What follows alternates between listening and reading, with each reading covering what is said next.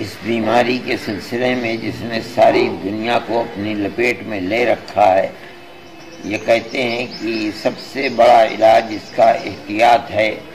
کہ لوگ آپس میں ایک دوسرے سے نہ ملیں، اور یہ دیکھا گیا ہے کہ اگر کوئی ایک بیمار ہے تو جو لوگ اس کے ساتھ اٹھتے بیٹھتے ہیں ان کے اندر بھی یہ جراثیم پایا گیا ہے۔ اسی بنیاد کے اوپر بہت سے ملکوں نے ہر طرح کی وہ سرگرمیاں جن کے اندر اجتماعیت تھی، چاہے وہ مذہبی ہیں چاہے غیر مذہبی ہیں، ان کے اوپر پابندی لگا دی ہے۔ مسلمانوں کو بھی اس سلسلے میں ڈاکٹروں کے ساتھ اور اپنی حکومتوں کے ساتھ تعاون کرنا چاہیے تاکہ یہ وبا جو ایک آفت بن کر ساری دنیا کے اندر چھا رہی ہے اس سے نجات پائی جا سکے۔ نمازوں کے اندر خصوصیت سے مسلمان جمع ہوتے ہیں، اور خاص طریقے پر اس وقت کیونکہ ساری سرگرمیاں بند ہیں اور لوگ اپنے گھروں میں ہیں تو جماعتوں کے اندر زیادہ ہجوم ہو رہا ہے، ورنہ تو لوگ منتشر رہتے تھے، اپنی اپنی جگہوں کے اوپر نماز پڑھا کرتے تھے۔ اس لیے نمازوں کے سلسلے میں بھی یہ چاہیے کہ ایک جگہ جمع نہ ہو بلکہ مسجد کھلی رہے، اذان دی جائے، لیکن امام مؤذن 5-7 آدمی ایک جگہ جمع ہو کر کے مسجد کو آباد رکھیں،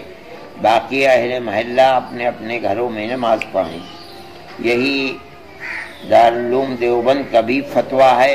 اور جمعیت علماء نے بھی یہی سوچا ہے، اور اس کرونا وائرس کا مقابلہ کرنے کے لیے اس سے بہترین کوئی صورت نہیں ہے۔ آج چونکہ جمعے کا دن ہے اور جمعے میں عام طور پر مسجدوں میں عام دنوں کے مقابلے میں زیادہ اجتماع ہوتا ہے، اس وجہ سے آج کی صورت بھی یہی ہے کہ مسجد کے اندر امام مؤذن اور اس کے ساتھ 4-5 آدمی اور نماز پڑھ لیں،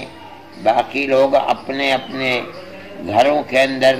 کم سے کم 4 آدمی ہونے ضروری ہیں۔ جمعہ کی نماز جماعت کے ساتھ پڑھیں، ایک آدمی خطبہ دے اور وہ امامت کرے، باقی 3 آدمی اس کے پیچھے کھڑے ہوں۔ خطبہ اگر یاد نہیں ہے تو یہ ہو سکتا ہے کہ پہلے خطبے کے اندر التحیات پڑھ لے اور دوسرے خطبے کے اندر دونوں درود پڑھ کر کے اور جمعے کی نماز پڑھا دیں۔ ہم بھی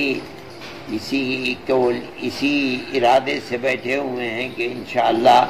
اذان ہوگی تو ہم بھی اپنے گھر کے اندر اپنے بچوں کے ساتھ اہل خانہ کے ساتھ اسی طریقے پر نماز پڑھیں گے، اور ہر جگہ مسلمانوں کو اسی طریقے پر